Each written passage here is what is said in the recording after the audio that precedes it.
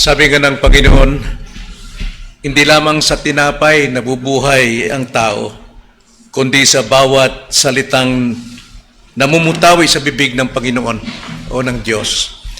Ibig sabihin, sa lahat ng aspeto ng buhay natin, hindi tayo maaring mabuhay na hindi natin inuuna ang kanyang salita.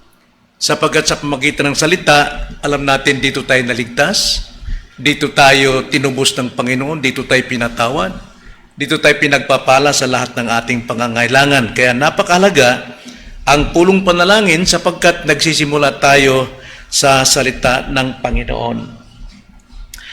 Prayer meeting, ito po isang mahalaga na buhay natin bilang miyembro ng isang iglesia sapagkat nakakausap natin ng personal ang ating Panginoon at mayroong gumagana na dynamic power kapag tayo po ay magkatuwang na nananalangin sa lahat po ng ating mga pangangailangan, lalo na sa panahon o oras ng kahirapan.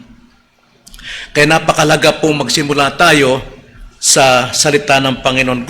Gusto kong buksan natin ang ating mga Biblia sa 2 Thessalonians chapter 3 verse 5.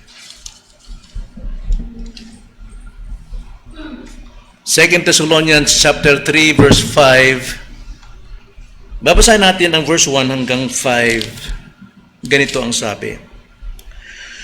Sa katapos-tapusan, mga kapatid, idalangin ninyo kami upang ang salita ng Panginoon ay mabilis na lumaganap at luwalhatiin na tulad din sa inyo.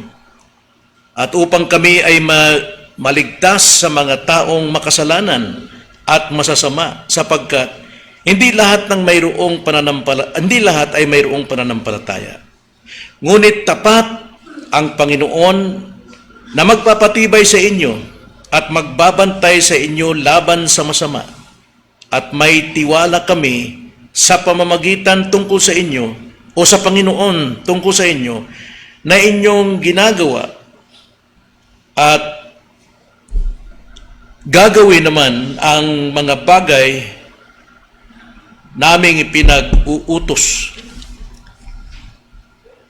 Patnubayan nawa ng Panginoon ang inyong mga puso sa pag-ibig ng Diyos at sa katatagan ni Jesucristo.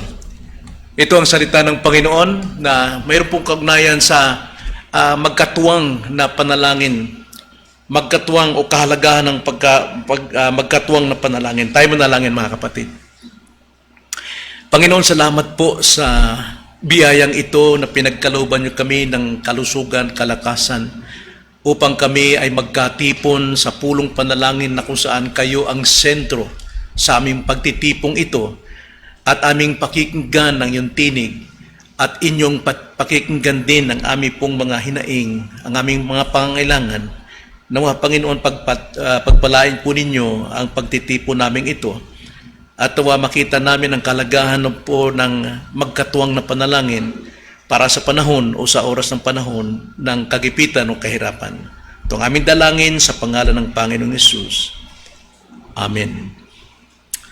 Sa tekstong ito na ating binasa, ito po ay nagtuturo sa atin ng tatlong prioridad sa ating pong magkatuwang na panalangin sa panahon ng ating pangangailangan. Unang-unang prioridad ay ang salita ng Panginoon. Napakahalaga po na tayo magsimula sa salita ng Diyos. At ito rin ang nais panalangin ni Pablo at hinihiling ni Pablo sa mga kapatiran at hindi lamang sa mga kapatiran kundi maging sa atin. Ang sabi niya dito sa verse 1 and 2, ganito po ang sabi. Sa katapos-tapusan, mga kapatid, idalangin ninyo kami upang ang salita ng Panginoon ay mabilis na lumaganap at luwalhatiin na tulad din sa inyo, upang kami ay maligtas sa mga taong makasalanan at masama, sapagkat hindi lahat ay mayroong pananampalataya. Na dalawang bagay po rito ang kahalagahan po sa salita ng Panginoon. Una, ang kahalagahan o ipanalangin nating magkatuwang na ang pagpapalaganap ng salita ng Diyos ay mangyari. Ito po yung buhay natin. Ito yung nais ng Panginoon, kalooban ng Diyos sa atin bilang iglesia, nang salita niya ay lumaganap at paano ito lalaganap, mga kapatid, sa atin mismo, mga sarili, na tayo ay mag-share at maging sa mga ngaral, na maging tapat tayo sa pagpapalaganap ng Ebanghelyo. Hindi po gospel ang ating papalaganap o hindi kwento-kwento o hindi tungkol sa patotoo sa mga buhay, kundi mismong gospel ang ating ipapalaganap sapagkat alam natin marami tayong kaaway, yung mga taong hindi naniniwala. At kapag ka ang mga tao hindi naniniwala sa gospel, tiyak mayroong kakalaban sa iyo. Mayroong hahamak sa iyo dahil hindi nila maunawaan ang pagdating sa salita ng Panginoon. Kaya ito yung unang prioridad natin, na may palaganap natin ang salita ng Diyos sapagkat ito yung pag-asa ng bawat taong walang pananampalataya. At hindi lang yun, ikalawa, ito'y maihayag. Hindi lamang basta lumalaganap, pero kailangan ding maipahayag ang salita ng Panginoon. Verse 2, ganito ang sabi, at upang kami ay maligtas sa mga taong makasalanan at masasama sapagkat hindi lahat ay mayroong pananampalataya. Hanggat tayo napipigilan ng mga taong hindi sumasampalataya sa Ebanghelyo, hindi natin maipahayag ng tama ang salita ng Diyos. At kailangan natin itong gawin na maihayag natin ang salita ng Diyos upang sa gayon maipalaganap ang kapangyarihan ng Diyos na Ebanghelyo na sino mang sumampalataya ay tiyak na maliligtas. Ikalawa, sa prioridad sa magkatuwang na panalangin ay ang prioridad na makita natin, maranasan natin ang katapatan ng Panginoon. So unang panalangin natin ay ang salita ng Panginoon na ito may palaganap at may pahayag natin. Ikalawa naman, ating prioridad naman ay ang katapatan ng Panginoon. Verse 3 to 4, ganito ang sabi. Ngunit tapat ang Panginoon na magpapatibay sa inyo at magbabantay sa inyo laban sa masama. At may tiwala kami sa Panginoon tungkol sa inyo na inyong ginagawa at gagawin naman ang mga bagay na aming ipinag-uutos sa inyo. Na dito ating pong makikita na dapat nating panalangin ang katapatan ng Panginoon sa ating pong pagpapalaganap ng salita ng Diyos, gaya ng iniutos ni Pablo. Sapagkat ang katapatan ng Diyos ang siyang magpapatibay sa atin, ang sabi sa verse 3. Ngunit tapat ang Panginoon na magpapatibay sa inyo. Yung katapatan niya.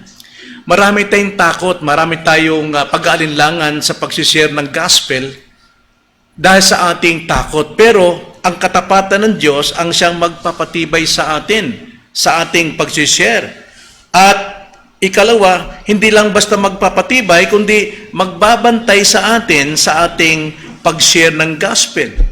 At ito ay ating mapagkatiwalaan. At tayo maging mapagkatiwalaan. Sabi nga ni Pablo, si Pablo ang humingi ng panalangin na may palaganap niyang salita ng Diyos, pero at the same time, siya rin ay umaasa sa utos sa mga Kristiyano na ginagampanan din nila ang pangangaral at pagpapahayag ng salita ng Diyos. Ang sabi sa verse 4, at may tiwala kami sa Panginoon, ang sabi ni Pablo sa mga taga-Tesalonica, may tiwala kami sa Panginoon tungkol sa inyo, na inyong ginagawa at gagawin naman ang mga bagay na aming ipinag-uutos sa inyo. Ano yung pinag-uutos ng apostol? Ipangaral natin, palaganapin natin ang salita ng Panginoon. So yung katapatan ng Diyos ang siyang mag-iingat sa atin, ang siyang magbabantay sa atin, mapagkatiwalaan natin kung ginagawa natin ang inuutos sa atin. Kailangan natin ginagawa o ginagawa na natin. At ikalawa, sabi, hindi lang ginagawa, kundi gagawin pa. Dahil prioridad sa atin ng katapatan ng Diyos ang siyang mag-iingat sa atin, sa ating gawain ito. Salita ng Diyos. Alam nyo, napakaraming problema ang tao sa mundong ito. napakaraming problema. Nagkakasira-sira ang mga tao dahil hindi nila tanggap ang katotohanan. Katotohanan lang ang siyang makapagpapaigi ng ating problema, ng ating relasyon. Katotohanan lang ang makapagpapalaya sa atin. At hindi tayo dapat matakot i-share, ipalaganap ang salita ng Diyos dahil tapat ang Diyos na tayo kanyang patitibayin, tayo babantayan, at siya'y katiwa-tiwala para sa atin. Ikatlong prioridad na dapat nating ipanalangin, ito'y una, salita ng Panginoon, kalawa, katapatan ng Panginoon. Ay ikatlo naman ay ang patnubay ng Panginoon. Patnubay ng Panginoon. Verse 5, ganito ang sabi, patnubayan nawa ng Panginoon ang inyong puso sa pag-ibig ng Diyos at sa katatagan ng Diyos. Dalawa pong patnubay ang sinasabi ni Pablo rito na hinihiling niya na sana patnubayan tayo ng Diyos sa ating puso. Ang puso natin patnubayan ng pag-ibig ng Diyos. Ang sabi sa ating teksto, patnubayan nawa ng Panginoon ang inyong mga puso sa pag-ibig ng Diyos. Nawa ang pag-ibig ng Diyos ang siyang pumatnubay sa ating mga puso. Bakit po? Alam naman natin, Jeremiah 17:9, ang puso ay talagang sakdal sa kasamaan, ito'y sinungaling at mapagkunwari. Kahit na tayo Christian na, maaari tayong magsinungaling dahil ang puso natin nagtuturo sa atin, itong sabihin mo, itong ipaliwanag mo. Kaya dapat ipanalangin natin na patnubayan ng Panginoon ang ating puso ng kanyang pag-ibig. Ng kanyang pag-ibig. Alam naman natin, pag-ibig ng Diyos, ito ang siyang dahilan kung bakit tayo naligtas. At ang puso natin, hindi nakikita ng tao, pero nakikita ng Diyos. Kaya nawa, yung patnubay ng ating puso, hindi sa ating sariling lakas, hindi sa ating sariling paraan, kundi pag-ibig ng Diyos ang sumaatin. Sapagkat kung pag-ibig ng Diyos ang nasa atin, madali nating intindihin, unawain ang sino mang kumakalaban sa atin. Hindi natin ito sasagutin ng pabalagbag. Hindi natin sisindihan pa ng apoy yung nagliliyab para masunog. Ingatan natin ang ating puso. Sabi nga sa 1 Samuel chapter 16 verse 7 at saka Jeremiah 17:10, kanina binasa natin 17:9, ganito ang sabi sa 1 Samuel 16:7. Ngunit sinabi ng Panginoon kay Samuel, huwag mong tignan ang kanyang mukha o ang taas ng kanyang tindig, sapagkat itinatakwil ko siya. Ang tao kasi nakatingin sa panlabas. Sapagkat hindi tumitingin ang Panginoon na gaya ng pagtingin ng tao. Ang tao tumitingin sa panlabas na anyo, ngunit ang Panginoon ay tumitingin sa puso. Minsan, ang tingin natin sa tao ay yung panglabas niya lamang. Marahil siya ay marahas o siya ay matapang. Pero kung ang titignan natin, kung makikita natin ang puso ng taong yon ayon sa mata ng Diyos, duwag pala siya, takot pala siya. Hindi siya makatayo sa kanyang sarili, kailangan niya ng gabay. Kaya dapat sa puso, dapat ang puso natin ay may gabay ng pag-ibig ng Diyos. Jeremiah 17:10, ang sabi sa verse 9, ganito ang sabi, ang puso ay mandaraya kaysa lahat ng bagay at lubhang napakasama, sinong makakaunawa? Verse 10, akong Panginoon ay sumisiyasat ng pag-iisip at sumusubok ng puso upang ibigay sa lahat ang ayon sa kanilang mga lakad, ayon sa bunga ng kanyang mga gawa. Nakita nyo?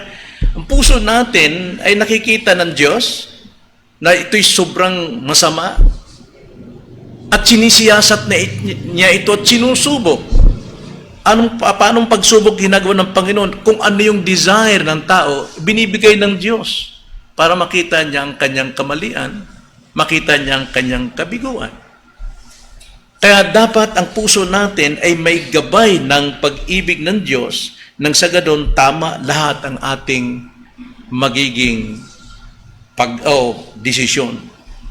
Maaari nating gawin ang isang bagay para sa Panginoon, pero nakikita ng Panginoon kung tama ba yung puso mo sa Kanya. O maraming gumagawa, masipag, maraming mga nagagawa ang mga tao tungkol sa Panginoon, pero actually, wala sa puso niya ang kanyang pagsagawa. Alam ng Panginoon yun. Kanya nga, mag-ingat tayo na dapat ang gabay sa ating puso ay ang pag-ibig ng Diyos. Alam naman natin kung paano natin paliwanag yung pag-ibig ng Diyos. Ano bang pag-ibig ng Diyos sa atin? Paano natin na may sasagawa yun?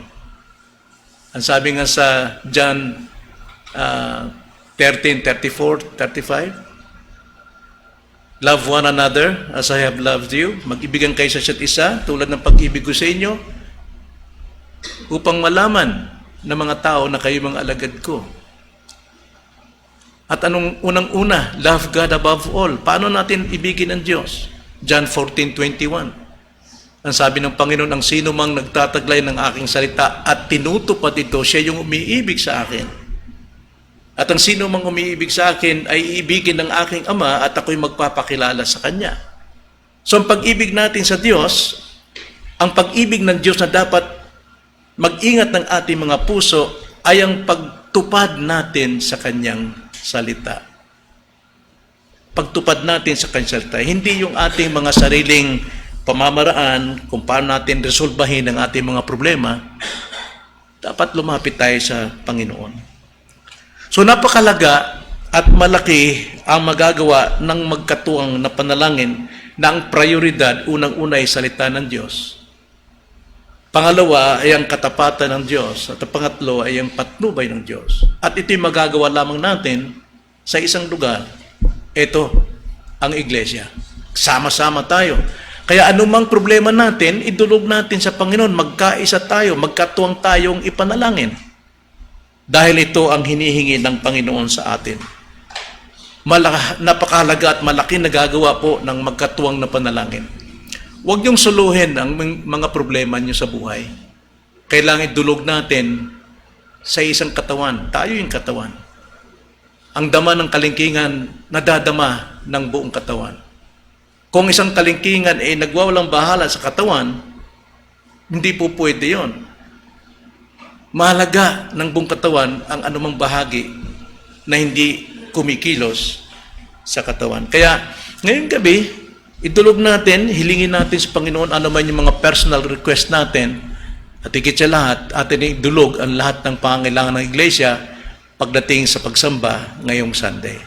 Tayo manalangin. Panginoon, salamat po sa prayer meeting sapagkat nagagampanan namin ang magkatuwang na panalangin na sana nga po maging pangunahin sa amin ay ang pagpapalaganap ng inyong salita sapagkat ito ang tanging solusyon anumang problema, anumang hidwaan, anumang kasalanan, anumang pagmamataas. Salita ninyo, Panginoon, ang siyang bumubuhay sa amin. Kaya marapat lamang naming pakinggan ang sinabi ng Panginoon na hindi lamang kami nabubuhay sa mga material sa mundong ito, kundi sa tinapay o sa salita ng Diyos na namumutawi sa inyong mga labi. Sapagkat kayo'y tapat, Panginoon, mapanghawakan namin ang inyong pong patnubay sa amin. Hindi kami madadaig, matatalo sa mga taong masama na hindi kumikilala sa iyong salita. Patnubayan niyo kami, Ama, sa aming pong mga gagawin. Patnubayan niyo kami sa aming pong mga kahilingan sa inyo. Itong aming dalangin sa pangalan ng Panginoong Hesus. Amen.